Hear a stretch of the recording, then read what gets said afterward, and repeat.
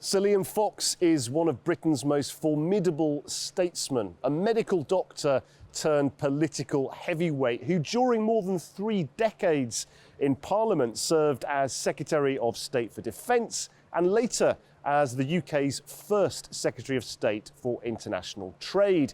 A committed free trade advocate and global security strategist, he was also Britain's nominee for Director General of the World Trade Organization in 2020. Now, since 2021, he's chaired the UK Abraham Accords group established by the UAE, Bahrain and Israel to advance peace, regional cooperation and economic opportunity across the Middle East. Let's meet him.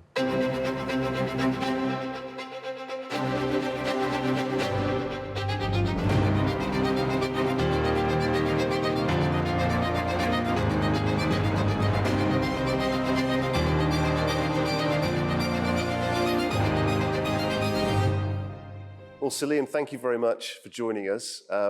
We know how busy you are. We really appreciate you taking this time to talk to us. In fact, I think you've not long flown in from Washington, and you're off somewhere else shortly after this.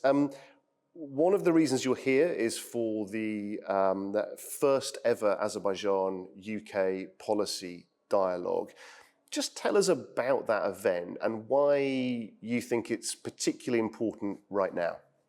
Well, it's remarkable that the university pulled off such a high-quality event so quickly. And this is to build on the strategic partnership that now exists between the United Kingdom and Azerbaijan to try to turn some of that into policy ideas where we might be able to share some of those policy positions. And that's in the realms of economics and education and foreign policy.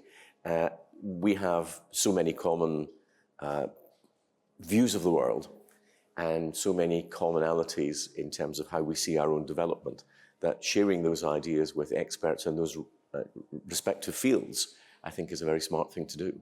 And one of the many things that the world is wrestling with at the moment, particularly in the West, is how to deal with Russia. What is the right strategy to deploy? I know, I'm just looking at the quotes here, I know that you've described Russia recently as a thugocracy.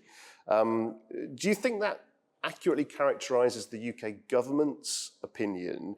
And irrespective of that, what do you think is the right way for the UK and the West to think about dealing with the Kremlin right now? So Russia is a gangster state. As I said, it's a thugocracy. It combines the worst of Soviet ideology with Russian imperialism, and we therefore see this very aggressive position to its neighbours. But internally also, you've got where Putin's been happy to see his political opponents murdered. We've seen even on British soil, opponents of the regime poisoned and killed. So we need to be very realistic about Putin. He cannot be accommodated. He can only be deterred. And what we've witnessed from the invasion of Georgia right through the annexation of Crimea is a failure of deterrence from the West. So Putin's aggression has not been contained. We need to reassert that. And in particular, we need to deal with Russia's war machine and the ability of the Russian economy to fund it. That's where the weakness lies, and that's where we need to go. And we need to bring international opinion with us on that. Otherwise, Putin will just continue to eat away at the borders around it. And do you think that we've done a good enough job, I say we, the West has done a good enough job so far in containing him? Often when we look at what Mr. Putin does, it often seems to be that he's one step ahead. There's a sort of mystery about the way that he plays his role in the sort of geopolitical arena. Do you feel that we need to think more seriously and be a little bit more on the front foot when it comes to President Putin? I think there's a tendency of governments in the West to want to find accommodation, to want to find common ground. And I think they just do not genuinely understand that once KGB, always KGB. This is how Putin is going to be. He is a tough man who understands only strength. We need to counter that. It's perhaps understandable that in especially the democratic West, that we want to believe that people have a good side that we can find if we try hard enough. It's not true with Putin. It's very interesting. We saw them.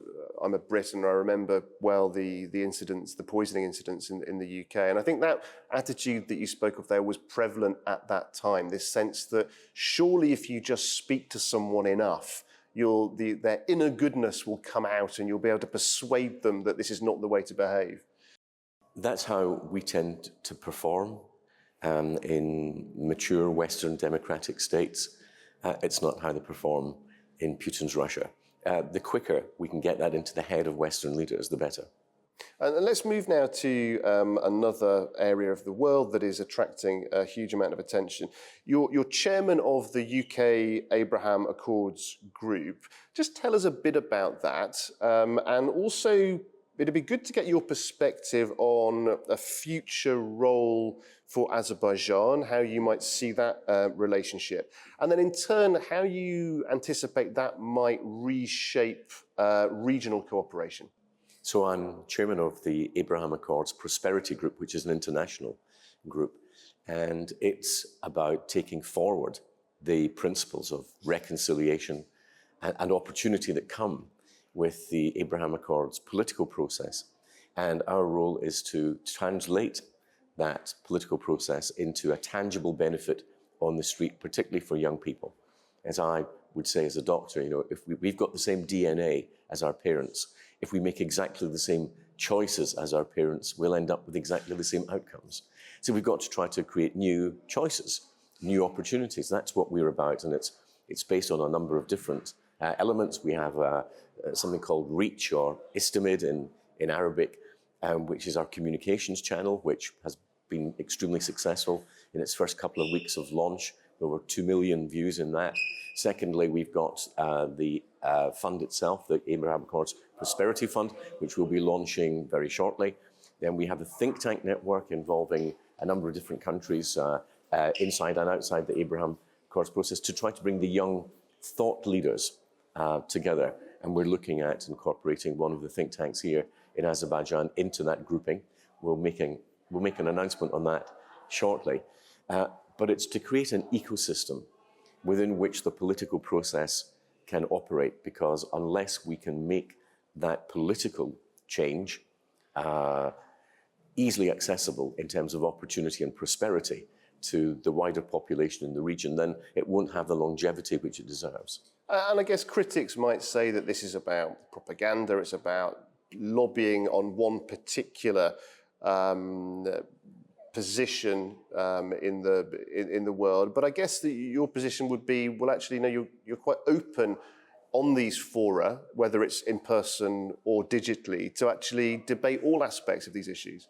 All aspects of these issues, and that's exactly why we're moving in the directions that we are. It is, it's not a one-dimensional process, and we want to be able to extend opportunity irrespective of nationality or ethnicity or religion or gender. We believe that we should invest in peace, and we should invest not in countries but in people. Now, you touched on the fact you were obviously a doctor. You are a doctor.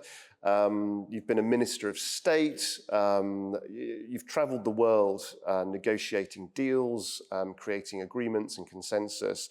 You're also an author, though, and in your most recent book, The Coming Storm, it was published last year. An awful lot since that book has been published has happened when it comes to water, concerns about water scarcity, work going on to try and tackle this problem. Where are we now? What's happened over the last year? How worried should we be? And are the right people listening to the warnings, do you think? Well, the problems are many, and they're global. I wanted to write from my perspective as a doctor, but also from my perspective as a former Defense Secretary, about the security risks that come, and to give people an idea of the scale of the issues, including climate change and its impact on waterborne diseases, for example. Many of these things actually have solutions if we are willing to anticipate the problems and move. Now, we're seeing the manifestations of many of these problems in front of our very eyes. The the flooding in India and Pakistan and Bangladesh, for example, the disputes over water, whether that's the Nile or in Tibet. We're still seeing the changes in the patterns of waterborne diseases. We've had 3.5 million people die in the last year from waterborne diseases. 2.2 million were children. And those numbers kind of go over our heads because they're such big numbers. And that's the equivalent of having 3 9/11s a day, or 6 Titanic sinkings a day, or 18 777s full of children crashing every day. We can still do something about that. The world has the ability to provide people with clean water. We've still got the ability to change the direction of global warming. We've still got a chance to clean up our oceans, where there are 15 trillion pieces of plastic now in the world's oceans, and we've seen the first snow in Antarctica contaminated with microplastics. So we're not doing very well in terms of our global stewardship, and it's something that we all have to work at together. On the other hand, there are some good agreements emerging over shared water resources, and if we learn from the best examples, and we think of not nations, but our own humanity, I think these are the best ways for us to take it forward. And the book was published in Arabic last week, and has had a bit of a sensational reception, which I'm delighted about, just because I want people to talk about the problems. Because if we talk about them, we get them into the public domain, and we get the policymakers to take an interest. Because the public takes an interest, then we've got a chance of making the changes that we require. And there's been a bit of a shift recently against multilateral institutions, a sense in which that they're not always the most effective way of solving the most pressing problems. Do you think that in any way risks or harms our chances of making meaningful progress on issues like water? Well, I would be one of the first to agree that the multilateral institutions themselves are not really adapting to the changes that we require today. Most of them were set up in the aftermath of World War II for the second half of the 20th century, and many of them need to be dramatically updated for the 21st century. Having said that, that doesn't stop individual nations coming together to deal with common problems. And I think that wherever you're looking in the world, this part of the world has its problems in terms of how neighbors get on. You don't have to look far. Iran will have problems in dealing with some of its neighbors over water. You can see Turkey with the Tigris and Euphrates in relation to Syria or Iraq. You've got the Jordan Valley. You've got the Nile. You can see not too far from here a number of those issues over shared water. And then we have the real problems over what's happening in Tibet, where 40% of all the people on our planet get either their drinking or agricultural water from a river that comes off the Tibetan plateau, the Indus, the Ganges, Brahmaputra, Mekong, Yellow, or Yangtze. And you can see the scale of the problems that we will face. There's an urgency here, which we need to understand. And I hope that the book, whose subtitle is Why Water Will Right the 21st Century,